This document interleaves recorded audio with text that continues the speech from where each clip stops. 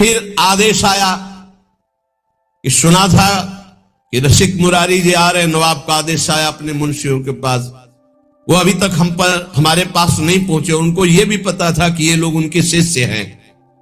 जब नवाब ने ये सुना कि 3 दिन तक हमारे भय से इन मुनीमों ने उनकी रक्षा की है, रसिक मुरारी की, तो उन्होंने बुलाया उनको और कहा तुम्हारे गुरुवर आए हैं हमसे बात करने के लिए और अभी तक पहुंचे नहीं। यहां तुमने रोक लिया 3 दिन तक, हमारे पास सब गुप्तचर के द्वारा खबर है। जाओ अपने गुरु को लिवा के लाओ, मैं देखता हूं कितना करामाती है वो।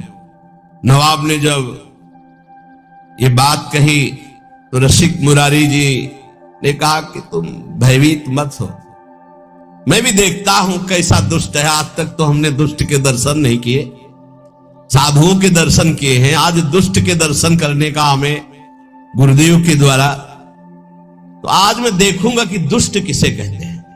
तुम चिंता मत करो, उसमें जितनी दुष्टता भरी गुरुदेव के प्रताप से उतनी साधुता। तो देखते हैं आज साधुता विजयी होती है दुष्टता।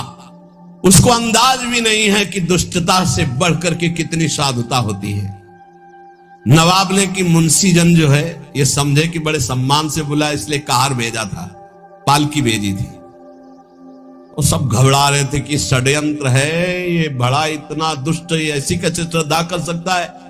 और कहार सब उसी राजा के, पालकी राजा की तरफ से। रसिक मुरारी जी गुरुदेव के चरणों का ध्यान करके बैठ गए पालकी में। वो पहले से तैयारी की गई थी। हाथी को मदिरा पिलाकर मत वाले हाथी को बार बार वेद कर गुस्सा कर दिया गया था। कहार वहीं पालकी सामने ले गए जहां मत वाला हाथी आ रहा था, दहाड़ता हुआ, चिघाड़ता हुआ। पालकी छोड़ी और भाग गए। हाथी के सामने कोई टिकना, पर आप बिल्कुल विचलित नहीं हुए। बड़ी चेहरे पर शांति है, कोई भय नहीं, मुस्कुराहट है।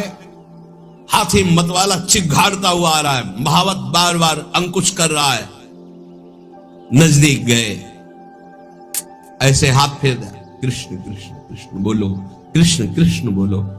देखो तुम भगवान के अंश हो, तमोगुण स्वभाव धारण करके तुम हाथी योनि में हो। तुम्हारा हाथी स्वरूप नहीं, तुम तो भगवद अंश हो। ये क्रोध करना तुम्हें उचित नहीं है। ये तामसिक स्वभाव छोड़ो और कृष्ण बोलो, कृष्ण बोलो, कृष्ण बोलो। घुटने टेक दिए हाथी ने, मस्तक रख दिया रसिक मुरारी, और वो अपने महल की छज्जे से देख रहा था राजा बादशाह। देखते हैं ये मत वाला हाथी कैसे मारता है। ये जो आ रहे हैं इनके गुरु, देखते हैं इनमें क्या चमत्कार, क्या सामर्थ्य। आज हाथी के पैरों तले कुचलाकर इनको मार डालेंगे। रसिक मुरारी जी ने कहा कृष्ण कृष्ण कहो, कृष्ण कृष्ण कहो। घुटने टेक दिए हाथी ने, मस्तक रख दिया, ये है। और धीरे शब्दों में कहा तुम हाथी नहीं हो, तुम भगवान के अंश हो, भगवान के दास हो। तुम्हें तमोगुणी स्वभाव उचित नहीं है, तुम अपने स्वरूप में आओ। हाथी को उपदेश दिया तो हाथी घुटले टेक दिया, और केवल घुटले ही नहीं, रसिक मुरारी जी के चरणों में सर रख दिया उस मत वाले हाथी ने, और अश्रु प्रवाह करने लगा। अत्यंत प्रेम से ऐसे दुलार कर रहे रसिक मुरारी, और चरणों में ऐसे मस्तक रखे अश्रु प्रवाह कर रहा है। तब आपने भक्ति का उसके हृदय में दान किया। और संतों के पास तुलसी की माला रहती है, तत्काल बड़ी माला जो 108 गले में ऐसे बांध दी, मानो शिष्य बना दिया।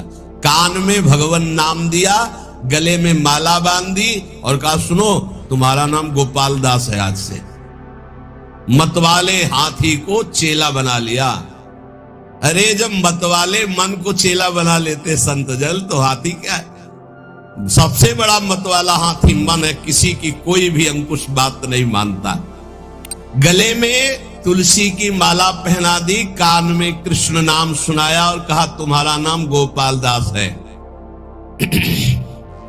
और ये सारा का सारा दृश्य राजा देख रहा था।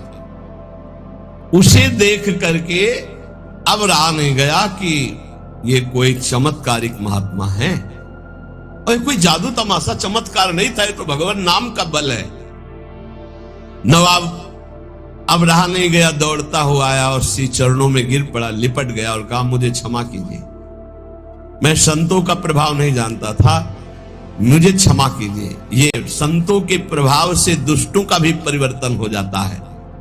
जितनी जमीन जब्त की थी वो तो वापस कर ही रहा हूं, कई गांव की, और जो कोई जादू तमाशा चमत्कार नहीं था, ये तो भगवान नाम का बल है। नवाब अब रहा नहीं गया, दौड़ता हुआ आया और श्री चरणों में गिर पड़ा, लिपट गया और कहा मुझे क्षमा कीजिए, मैं संतों का प्रभाव नहीं जानता था, मुझे क्षमा कीजिए। ये संतों के प्रभाव से दुष्टों का भी परिवर्तन हो जाता है।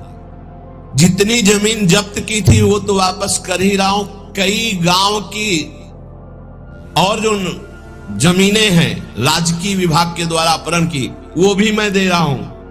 वो जमीन दी और कई गांव की और जमीन दी, और हाथ जोड़कर बोला कि मेरे बड़े भाग्य उदय हुए, मेरा पुण्य का पासा पड़ गया, क्योंकि आप जैसे महान संत के दर्शन हुए। गयो चरणों में लिपट करके, रो करके, भाव से। ये देखो परिवर्तन है। संत दरस जिम पातक टरे, सिद्ध संत भगवत मार्ग के शुद्ध भक्ति से युक्त हृदय वाले तो दर्शन मात्र से दुष्ट नवाब की बुद्धि बदल गई। यही संत का चमत्कार होता है। लौंग इलायची निकाल देना, नारियल का फल निकाल देना, ये तो जादूगर बहुत अच्छी तरह से कर देते हैं। संत का जादू क्या है? मलिन मन में भगवान की भक्ति जग जाती। मलिन आचरण करने वाले का परिवर्तन होकर श्री भगवान